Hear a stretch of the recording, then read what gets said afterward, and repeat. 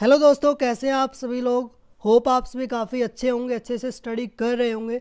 जैसे कि आप सभी को पता है कि जो आपका एयरफोर्स का एग्ज़ाम है वो 18 अप्रैल से स्टार्ट हो रहा है। होप आप सभी ने अपनी प्रिपरेशन कंप्लीट कर ली होगी, जितने भी कॉन्सेप्ट है, जितनी भी प्रैक्टिस है वो आपने कर ली होगी। काफ़ी स्टूडेंट्स अभी प्रैक्टिस करने वाले होंगे। तो उसी के बिहाफ के ऊपर हमने क्या किया, कॉन्सेप्ट की क्लासेस को स्टार्ट किया है। जैसे कि अगर हम फिजिक्स की बात करें तो फिजिक्स का जो लेवल रहता है एयरफोर्स के अंदर वो थोड़ा सा हाई रखा जाता है। तो उसी की बेसिस पे हम क्या करेंगे, डेली वन टॉपिक को हम रिवाइज करेंगे। उसके जितने भी कॉन्सेप्ट्स होंगे, जितने भी हैंड रिटन नोट्स होंगे, उनकी पीडीएफ आपको डिस्क्रिप्शन बॉक्स में मिल जाएगी। वहाँ से आप इसको बाद में रिवाइज भी कर सकते हैं अगर आपको ज़रूरत पड़े तो चलिए फिर स्टार्ट करते हैं बिना टाइम को वेस्ट किए। तो हमारा जो पहला टॉपिक रहेगा आज का वो रहेगा यूनिट्स एंड डायमेंशंस। तो अगर यूनिट्स और डायमेंशंस की बात करें तो इससे अगर आप एग्जाम की बात करेंगे तो उसके अंदर 1 to 2 क्वेश्चंस हर बार पूछे जाते हैं। तो इसके अंदर जो आपके क्वेश्चंस बनेंगे वो किस टाइप के बनेंगे मैं बता दे रहा हूँ एक बार। तो उसके अंदर आपको पूछ लेगा कि डायमेंशंस बताइए, फोर्स की क्या होगी, एनर्जी की क्या होगी, वर्क की क्या होगी, टॉर्क की डायमेंशंस क्या होंगी, फ्लक्स की क्या होंगी। तो ऐसे काफ़ी सारी हमारे पास डायमेंशंस होंगी। पूरी फिजिक्स के अंदर काफ़ी सारे हमारे पास फिजिकल क्वांटिटीज़ हैं जिनकी पर्टिकुलर डायमेंशन होती है। तो ये सभी आपसे पूछी जा सकती हैं। यूनिट्स पूछी जा सकते हैं कि फोर्स की यूनिट बताइए, मोमेंटम की यूनिट बताइए। तो ये सब कुछ आपको यहाँ पर हम क्लियर करेंगे। तो अगर हम बात करें तो यहाँ से आप बिल्कुल इजीली स्कोर कर सकते हैं। जो भी आपका क्वेश्चन बनेगा बिल्कुल इजी रहता है, बस आपको अपने कॉन्सेप्ट अच्छे से बिल्डअप करने होंगे। तो चलिए फिर स्टार्ट करते हैं। तो पहले हम बात करते हैं फिजिकल क्वांटिटी की, कि फिजिकल क्वांटिटी होती क्या है।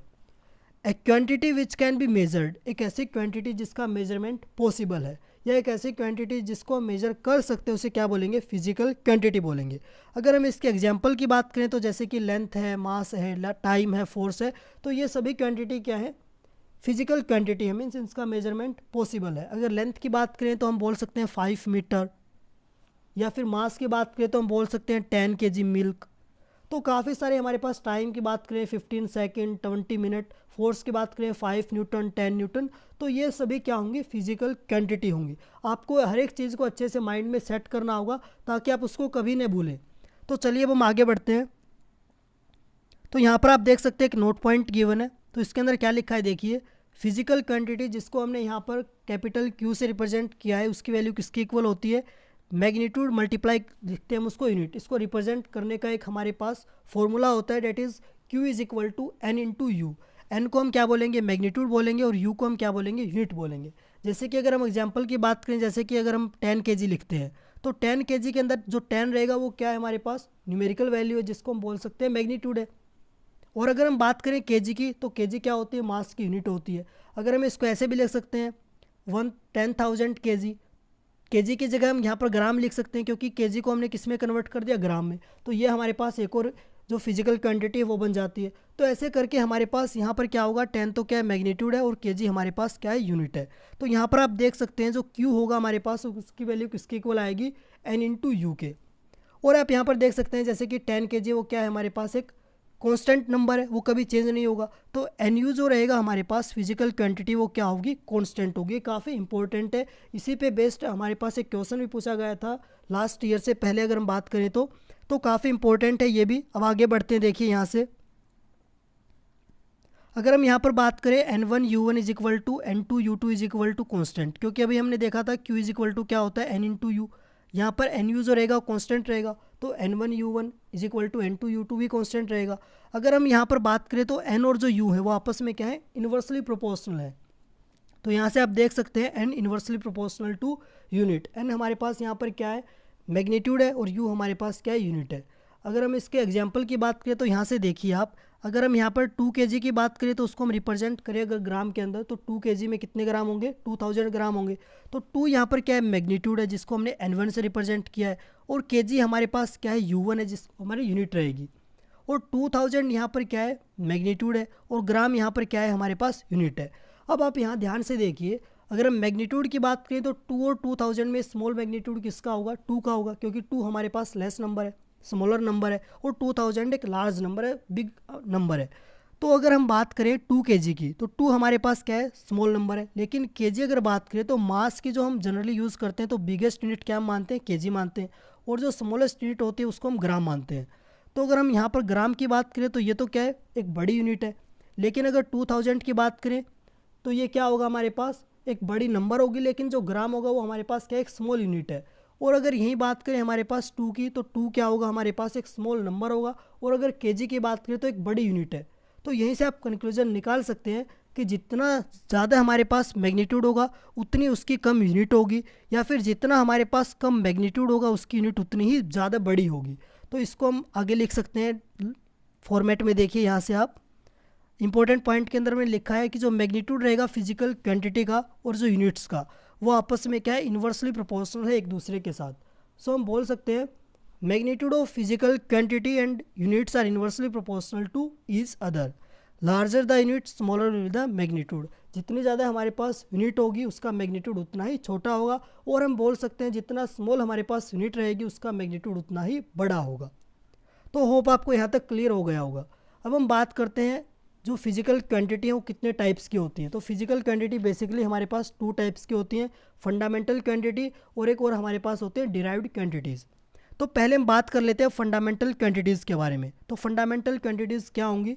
Fundamental quantities are those quantity which are independent of all other quantities, जो कि बाकी जितनी भी क्वांटिटीज़ हैं उनके ऊपर डिपेंड नहीं करती, इनका खुद के अंदर ही एक अस्तित्व रहता है। तो फंडामेंटल क्वांटिटीज़ क्या होंगी?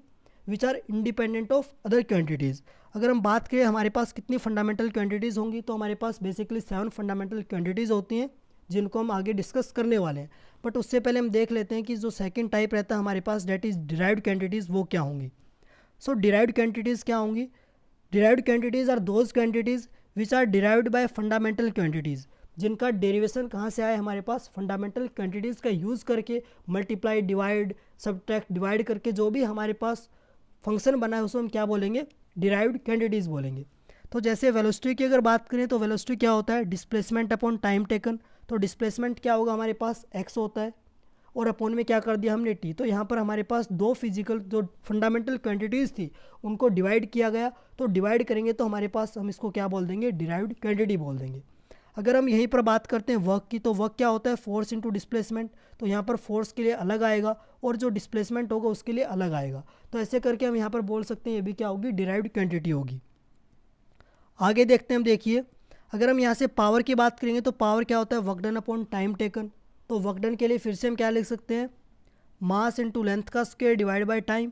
तो ये भी क्या होगी? हमारे पास 2 फंडामेंटल क्वांटिटीज़ का डिवाइड है, तो इसे हम क्या बोल देंगे? डिराइव्ड क्वांटिटीज़ बोल देंगे। अब हम सिस्टम ऑफ यूनिट्स की बात करते हैं जो कि काफ़ी इंपॉर्टेंट है।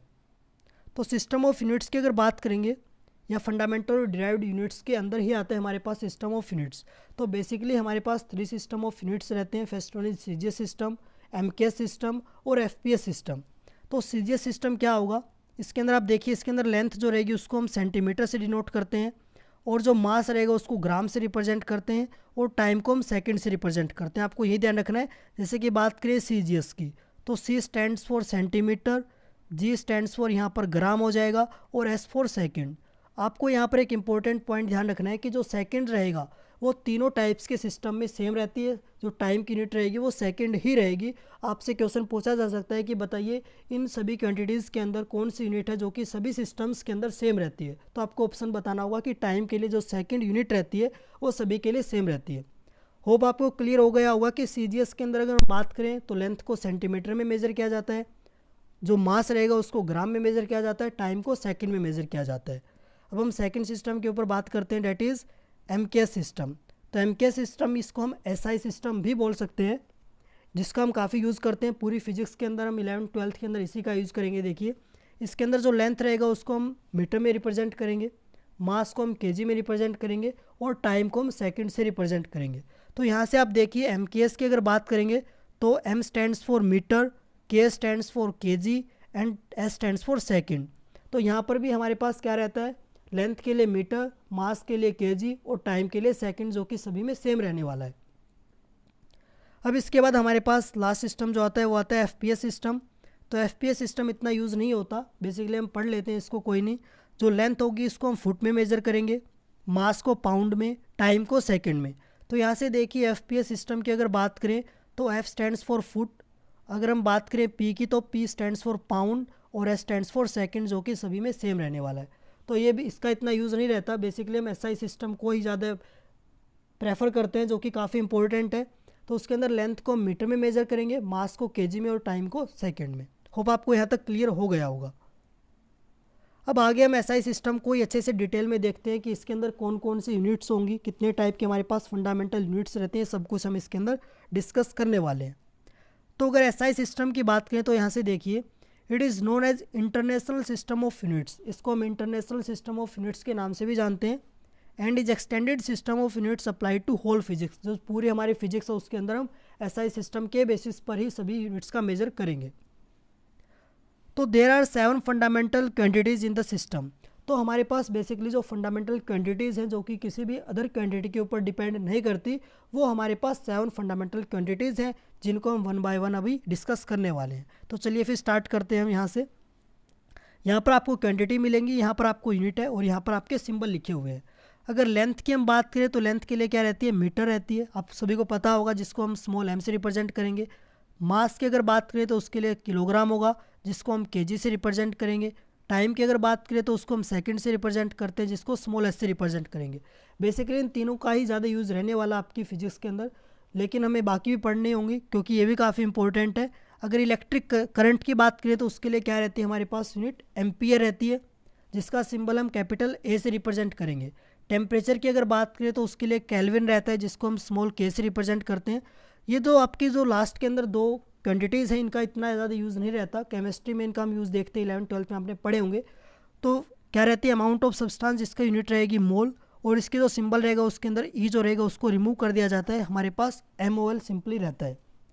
ल्यूमिनेस इंटेंसिटी की अगर बात करेंगे तो उसके अंदर आपकी यूनिट रहती है कैंडेला, जिसको हम CD से रिप्रेजेंट करेंगे। होप आपको अच्छे से क्लियर हो गया होगा। फिर से हम इसको रिपीट कर देते हैं, length, mass, time, electric current, temperature, amount of substance and luminous intensity. जिसके अंदर आपके जो स्टार्टिंग के 4 हैं वो काफ़ी इंपॉर्टेंट है, बाकी आप छोड़ सकते हैं। वैसे आप इनकी यूनिट्स याद रख सकते हैं क्योंकि पूछा जा सकता है कि आपको दे देगा which of the following is fundamental quantity, आपको ऑप्शंस मिलेंगे, उसके अंदर आपको टिक करना होगा जो जो फंडामेंटल क्वांटिटीज़ होंगी। आगे बढ़ते हैं, अगर आपको क्लियर है तो देखिए,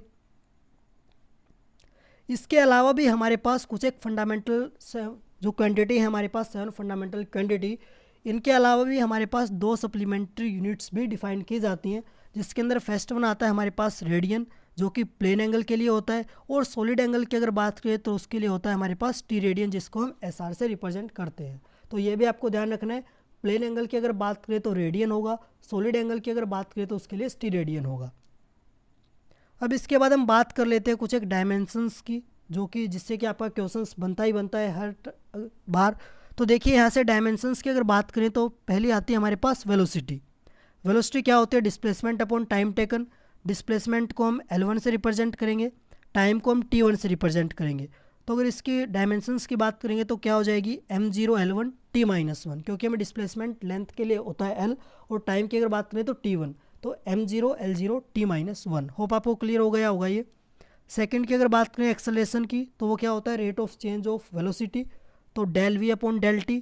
तो वेलोसिटी के लिए भी हमने देखा L1 T-1 होता है, और अगर टाइम की बात करें तो T1, तो इसके लिए हमारे पास क्या बन जाएगी, L1 T-2। ये आपको अच्छे से क्लियर होनी चाहिए क्योंकि इनका यूज़ काफ़ी जगह होगा।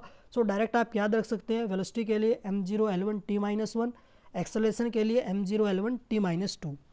अगर फोर्स की बात करें तो क्या होता है, मास इंटू एक्सेलरेशन होता है।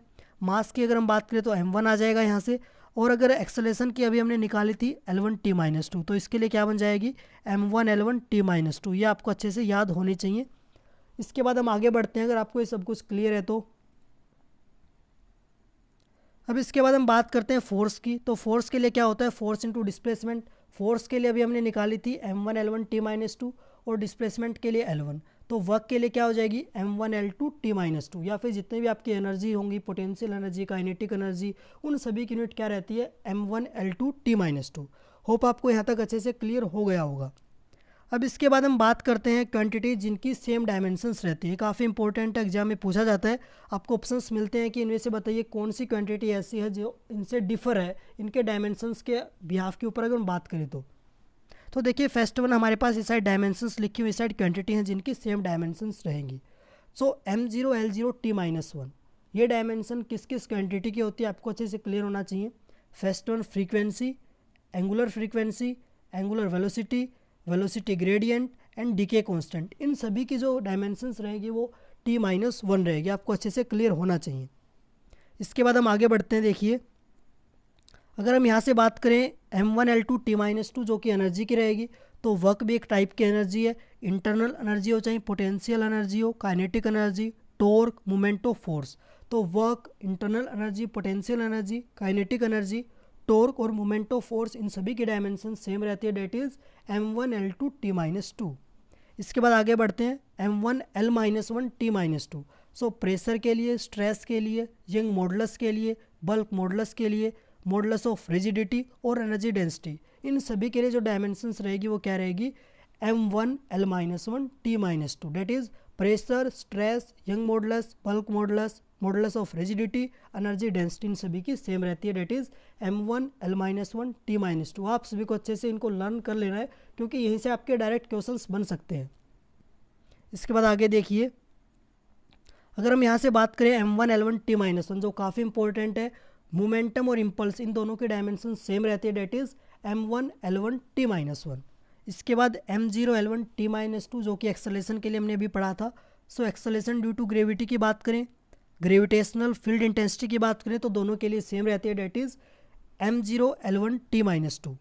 अब इसके बाद देखिए यहाँ से M1L1T-2 जो कि थ्रस्ट के लिए भी सेम रहेगी, फोर्स के लिए भी, वेट के लिए भी, क्योंकि वेट भी एक टाइप का फोर्स है, एनर्जी ग्रेडियंट के लिए भी। तो इन सभी के लिए जो डायमेंशंस रहेगी, जो फोर्स की रहेगी, डेट इज़ M1L1T-2। अब इसके बाद आगे बढ़ते हैं, देखिए यहाँ से M1L2T-1 एंगुलर मोमेंटम और प्लैंक्स कांस्टेंट इन सभी के लिए सेम रहती है, M1L2T-1। सरफेस टेंशन हो चाहे सरफेस एनर्जी हो या फिर हम एनर्जी पर यूनिट एरिया की बात करें, तो उनके लिए भी क्या रहेगी, M1L0T-2। तो जितनी भी हमने यहाँ पर डायमेंशंस की बात की हैं, यहाँ से आप देख सकते हैं काफ़ी सारी हो गई, इन सभी को आपको अच्छे से याद कर लेना है। जो इस PDF का लिंक होगा वो आपको डिस्क्रिप्शन बॉक्स में मिल जाएगा, वहाँ से आप इसको डाउनलोड करके रिवाइज कर सकते हैं, याद कर सकते हैं। अब इसके बाद हम आगे बढ़ते हैं, देखिए यहाँ से हमारे पास थोड़ी बहुत और रहती हैं। सो पहले अगर हम बात करें M0L0T0 मीन्स जिसकी कोई भी डायमेंशन नहीं रहती, कब नहीं होगी, जब हम कोई भी रिलेटिव अगर किसी भी फिजिकल क्वांटिटी का रिलेट विद रिस्पेक्ट टू कोई भी सेम अगर उसी नेचर की क्वांटिटी होगी, उन दोनों का रिस्पेक्ट में निकालेंगे तो कैंसिल आउट हो जाएंगी, तो डायमेंशंस ना होगी और ना ही उसकी यूनिट होगी। तो स्ट्रेन की बात करें, रिफ्रैक्टिव इंडेक्स की बात करें, रिलेटिव डेंसिटी हो चाहे एंगल हो, सॉलिड एंगल हो, डिस्टेंस ग्रेडियंट हो, रिलेटिव डेंसिटी हो, या फिर अगर हम बात करें डाइलेक्ट्रिक कांस्टेंट हो, रिलेटिव परमिएबिलिटी हो या फिर रिलेटिव परमिटिविटी हो, सभी के लिए अगर हम बात करें तो M0L0T0 ही रहेगी। इसके बाद यहाँ से देखिए M0L2T-2। सो लेटेंट हीट के लिए, ग्रेविटेशनल पोटेंशियल के लिए क्या रहती है, M0L2T-2। M1L2T-2 θ-1 की अगर बात करें तो थर्मल कैपेसिटी हो चाहे यहाँ पर आप देख सकते हैं, और यहाँ पर गैस कांस्टेंट हो, उन सभी के लिए क्या रहती है, M1L2T-2 θ-1। सो यहाँ तक होप आप सभी को अच्छे से क्लियर हो गया होगा।